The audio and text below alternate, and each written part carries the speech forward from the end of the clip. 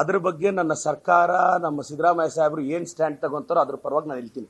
But ಅಲ್ಲಿ Christian ಅನ್ನೋ ಪದ ಬಂದಿರೋದ್ರಿಂದ ಒಂದೇ ಒಂದು ನನಗೆ ಸಂದೇಹ ಇದೆ. ಛಲವಾದಿ ನಾರಾಯಣ ಸಂಬಣ್ಣವರೇ, ತಾವು ಕ್ರಿಶ್ಚಿಯನ್ಗೆ ಮತಾಂತರವಾಗಿದ್ದೀರಾ ಅಂತ ಸಾಮಾಜಿಕ ಜಾಲತಾಣದಲ್ಲಿ ಚರ್ಚೆ ಆಗ್ತಿದೆ. ನನಗೆ ಗೊತ್ತಿಲ್ಲ, ಅವ್ರ ವಿರೋಧ ಪಕ್ಷದ ನಾಯಕರು, ನನಗೂ ಆ ಸಂದೇಹ ಕಾಡ್ತಿದೆ.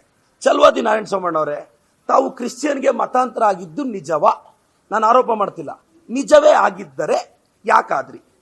ನೀವು ಕನ್ವರ್ಟ್ ಆಗಿಲ್ಲ ಅಂದ್ರೆ ದಯವಿಟ್ಟು ಆಗಿಲ್ಲ ಅಂತ ಹೇಳಿಕೆ ಕೊಡಿ. ಯಾಕೆಂದ್ರೆ ತುಂಬಾ ಜನ ಇವ್ರು ಚರ್ಚ್ಗೆ ಹೋಗಿದ್ದು, ಪ್ರೇಯರ್ ಮಾಡಿದ್ದು ನಮ್ಮ ಭಾಗದಲ್ಲಿ, ದೇವನಹಳ್ಳಿ ಭಾಗದಲ್ಲಿ ನನಗೆ ಮಾತಾಡಿದ್ರು.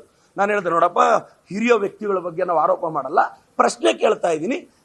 ನೀವು ಕ್ರಿಶ್ಚಿಯಾನಿಟಿಗೆ ಕನ್ವರ್ಟ್ ಆಗಿದ್ದು ನಿಜವಾ ಇಲ್ಲವಾ ಅಷ್ಟೇ. ದಯವಿಟ್ಟು ಇದು ಉತ್ತರ ನಾನು ಬಯಸ್ತಾ ಇದ್ದೀನಿ ಸರ್. ಛಲವಾದಿ,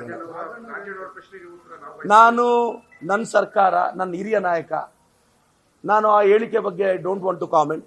ನನ್ನ ಸರ್ಕಾರದ ಸ್ಟ್ಯಾಂಡ್ ಇದೆಯೋ ಅದು ನನ್ನ ಸ್ಟ್ಯಾಂಡ್ ಅಷ್ಟೇ.